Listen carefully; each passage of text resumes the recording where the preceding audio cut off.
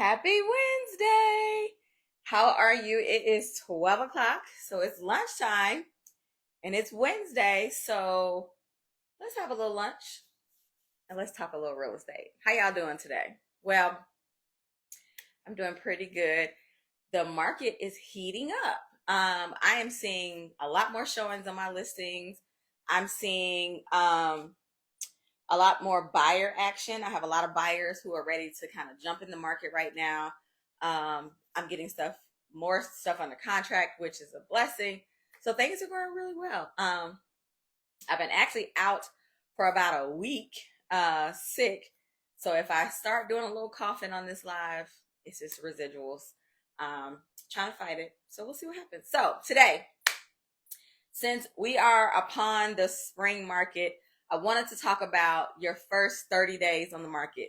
A lot of times when I meet with sellers, they always want to kind of give the synopsis of, well, we can, let's price it a little bit higher and then we can reevaluate the price after 30 days.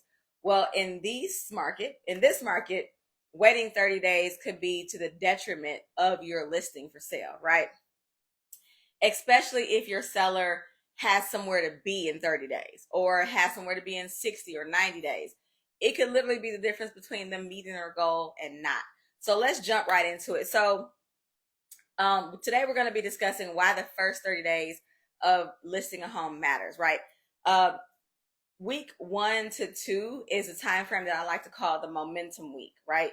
So when you're listing a home for sale, that first weekend, automatically there's an open house. Whether you're doing it on that on that Saturday or that Sunday, an open house has to happen. A lot of times I will actually do open houses on both days because that helps me determine which day is better to do open houses in that particular area. That's when you're going to have your highest buyer interest. You already have buyers on the market looking for homes. So when a new home comes up that's within their criteria, they're going to see it, right? So that's when you're going to have the highest buyer interest. Newest listings get the most attention, especially on consumer home sites. So you want to make sure that when you're listing a home, you're actually not doing necessarily you're listing it. You want to launch it.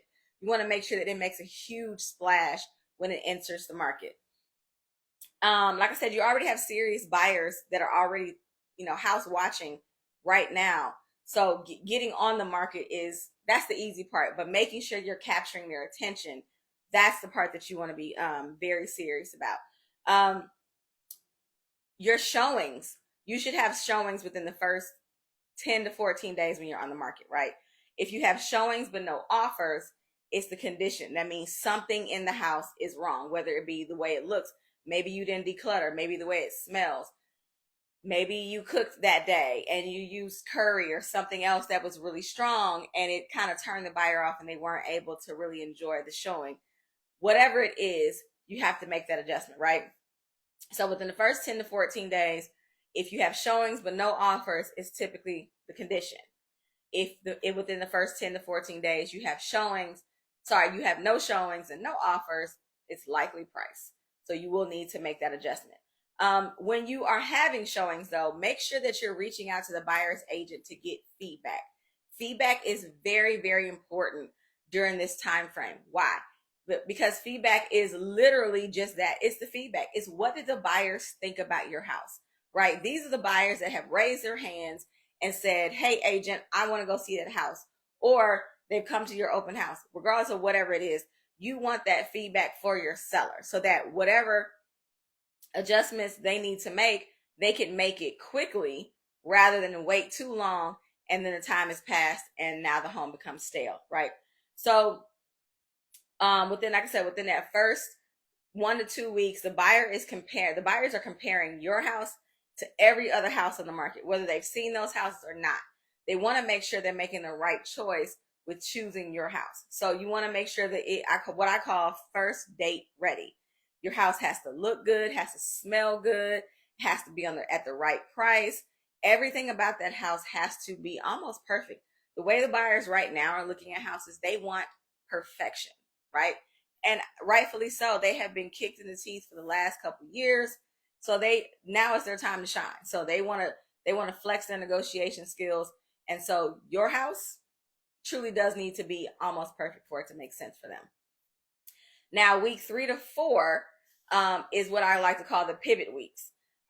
Based upon the feedback and everything that's happened between week 1 and 2, week 3 is going to be pivotal, right? Because now we're going to be making adjustments based upon the feedback that we've gotten from other agents who have shown the property, as well as from the feedback from the open houses that we got directly from people that came to visit to see about the house as well. Whether we're making adjustments on the price, or whether I'm making adjustments on the staging or some of the pictures, we might move some of the pictures around, or we might get a photographer to come back out and retake some pictures. Maybe they looked dark, maybe they didn't show well, whatever the case may be. At this time, you're making adjustments because we're not waiting 30 days to make those adjustments. We're making them as soon as possible because we don't want the house to become stale. We want to be able to continue that momentum going. So making those adjustments quickly is going to help out.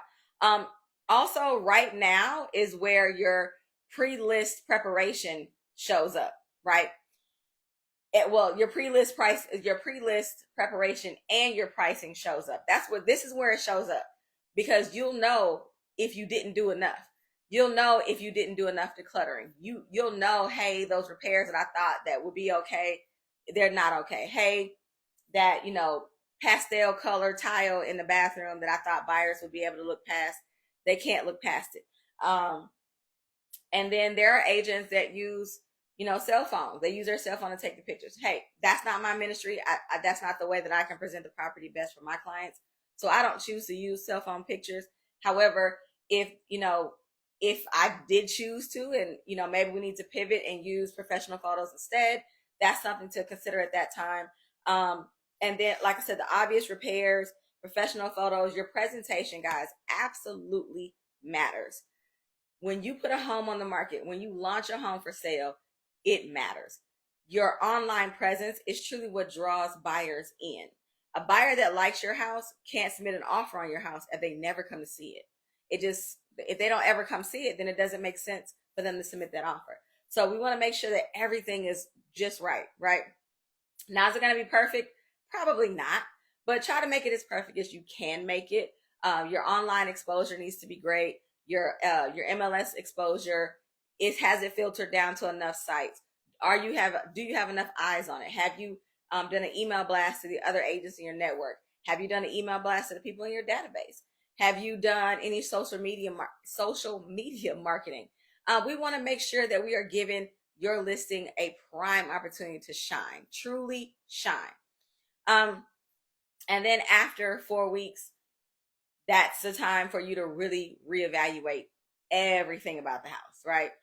Because now buyers are looking at it like something is wrong.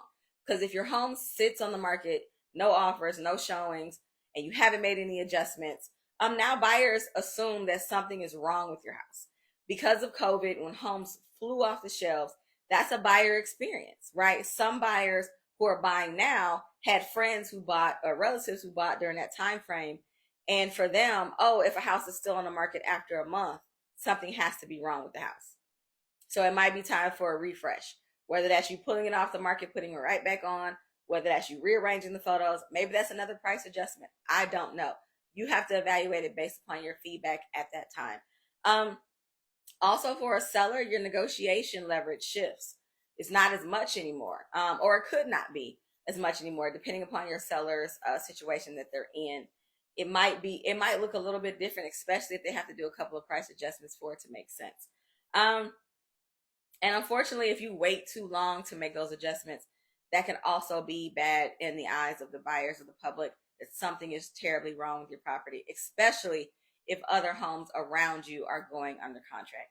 You want to make sure that you're making those adjustments in a timely fashion, because literally the time that you're on the market can change the whole conversation all the way around. So you want to make sure that you are taking advantage of every bit of those first 30 days when your house hits the market. Hope this helped. Thank you so much for joining me today. I will be here every Wednesday at noon to join you for a little lunch and a little real estate. Y'all have an amazing week, and I'll see you next Wednesday. See you later.